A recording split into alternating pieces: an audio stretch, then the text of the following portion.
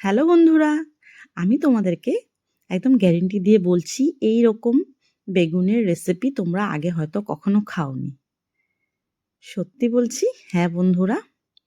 তো দেখো এখানে আমি গোল গোল টাইপের যে এগুলো তাল বেগুনগুলো থাকে সেগুলো নিয়েছি, যেহেতু আমার কাছে মিডিয়াম সাইজের লম্বা বেগুনগুলো ছিল না। তো তোমাদের ইচ্ছে মতো তোমরা যেটা ভালো লাগে সেই বেগুনটাই নিয়ে নিতে পারো। তো দেখো আমি এখানে নিয়ে নিয়েছি এই বেগুনটা, আর আমি আগের দিক থেকে আর পেছন দিক থেকে বাদ দিয়ে দিব, মাঝখানেরগুলো নেব। খুব সুন্দর হবে তাহলে। তারপর দেখো এখানে একটা আমি এরকম ছোট্ট বোতলের ক্যাপটা নিয়ে নিয়েছি আর কি, এটা দিয়ে একটা দাগ করে নেব আর কি। আর তারপরে তোমরা চাইলে এটাকে চাকু দিয়ে কেটে নিতে পারো, না হলে মুখাটাকেও যদি তোমরা একটু জোরে প্রেস করো তাহলে ওই সাইড দিয়ে বেরিয়ে যাবে। তো চলো দেখো আমি কিভাবে কি করছি। এই দেখো এরকম করে আমি প্রথমে ভেবেছিলাম দাগ করে নেব, কিন্তু তারপরে ভাবলাম যে দাগ করব আবার চাকু দিয়ে কাটবো, তো চলো ট্রাই করা যাক। একবারেই দেখো প্রেস করে দিয়েছি, তো সুন্দর বেরিয়ে গেল এই সাইড থেকে। তো দেখো আমাকে আর চাকু দিয়ে করতে হলো না। তো তোমরা তোমাদের সুবিধা মতো করে নেবে, তোমাদের যদি এরকম করে সুবিধা হয় এরকম করবে, না হলে এরকম দাগ করে তারপরে তোমরা চাকু দিয়ে আস্তে করে কেটে নেবে। তো আমি আমার সুবিধা মতো করে নিচ্ছি। তো চলো সবগুলোই করে নেব এভাবে। তারপর দেখো যে টুকরোগুলো বেরিয়েছে বেগুনের ভেতর থেকে একদম নরম আর কি, মেন এই বেগুনের এই জায়গাটাই বেশি ভালো লাগে। তো এগুলোকে দেখো কুচি কুচি করে কেটে নিলাম, কেটে একটা প্লেটের মধ্যে সুন্দর করে সাজিয়ে সাইড করে রেখে দিলাম। দিয়ে তারপর আমরা যে কাজটা করব, যে আমরা বেগুনের রিংগুলো বানিয়েছি এই রিংগুলোর মধ্যে নুন আর হলুদ সুন্দর করে মাখিয়ে নেব। তো দেখো নুন দিয়ে দিলাম, তারপরে দিয়ে দেবো একটু হলুদ, দিয়ে হচ্ছে গিয়ে সুন্দর করে এগুলোকে হালকা করে মেখে নেব। তো হ্যালো বন্ধুরা, আমি মনার রান্নাঘরে তোমাদেরকে অনেক অনেক ওয়েলকাম এবং ভালোবাসা। তারপরে দেখো ওটাকে সাইড করে রেখে দিয়েছি। রেখে কি করব, এখন আমরা একটা পেঁয়াজকে কেটে নেব। তো পেঁয়াজের টুকরোটাকে ছুলে নিয়ে তারপর আমি দেখো চাকু দিয়ে ঝুরি ঝুরি করে নিচ্ছি। তোমরা তোমাদের সুবিধা মতো দা দিয়ে, মেশিন দিয়ে, যার যেটা সুবিধা হবে সেটা দিয়ে করে নেবে। তারপর দেখো পেঁয়াজটা কুচি করার পর আমি এখানে 2-3টে কাঁচা লঙ্কা নিয়ে নিয়েছি। কাঁচা লঙ্কাটাকেও আমি গোল গোল করে কেটে নেব। দেখো কেটে নিচ্ছি। তারপর আমাদের এখানে আরও কিছু জোগাড়পাতি করতে হবে, সেটা হচ্ছে আদা। দেখো আমি আদাটাকেও গ্রেট করে নিয়েছি। তারপর এগুলো সাইড করে রেখে দিয়েছি। এখানে আমি নিয়ে নিলাম 1 বাটি বেসন, ছোট্ট বাটিতে 1 বাটি কর্নফ্লোর, আর 1 বাটি চালের গুঁড়ো, আর 1 বাটি আটা। তোমরা তোমাদের সুবিধা মতো নিয়ে নেবে।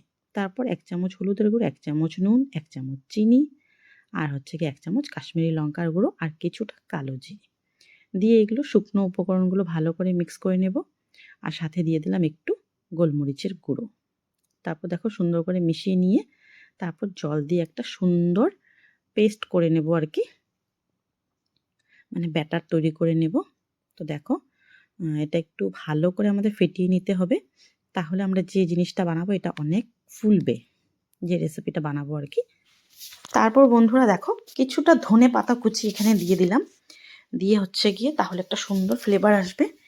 দিয়ে একটু মিশিয়ে নিলাম। তারপরে কড়াই বসিয়ে কড়াইতে সর্ষের তেল দিয়ে দিয়েছি, একটু কালো জিরে দিয়ে দিয়েছি, আর গ্রেট করা আদা আর কোচানো কাঁচা লঙ্কাটা দিয়ে দিলাম। দিয়ে দেখো সুন্দর করে একটু নেড়ে চেড়ে নিয়েছি।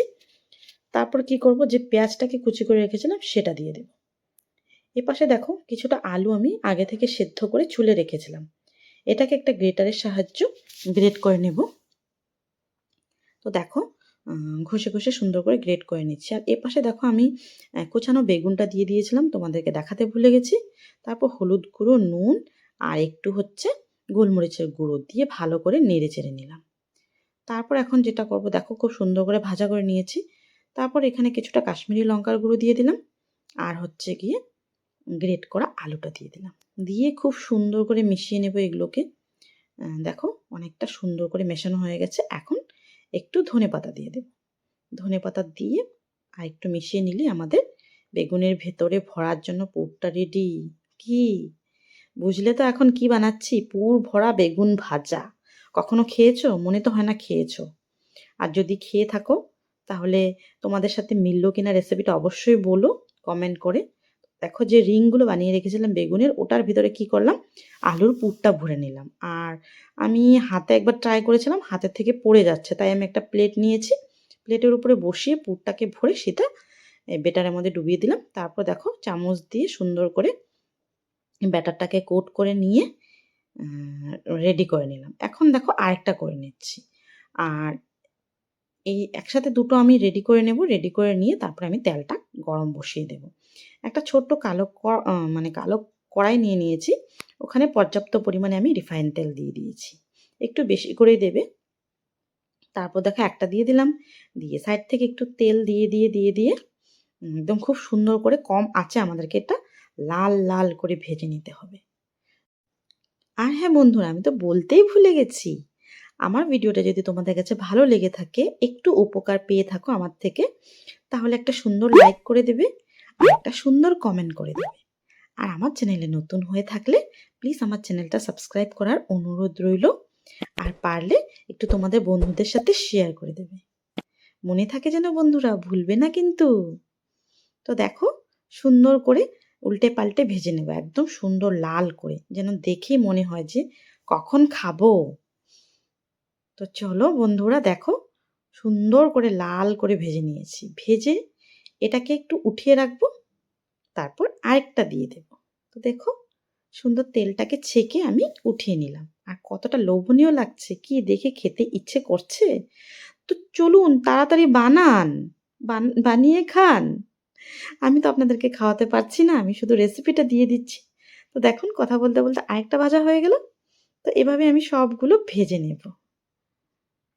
আমার তো খুব ভালো লেগেছিল বন্ধুরা, সত্যি অসাধারণ রেসিপি। আর তোমরা যদি নিরামিষ দিনে বানাও বন্ধুরা, তাহলে একটা কাজ করবে, শুধু পেঁয়াজটাকে স্কিপ করে দেবে, বাকি সেম থাকবে।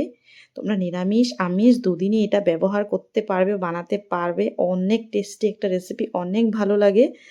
তো বন্ধুরা কি বলবো, ভালো লাগলে অবশ্যই তোমরা আমার পাশে থেকো। বা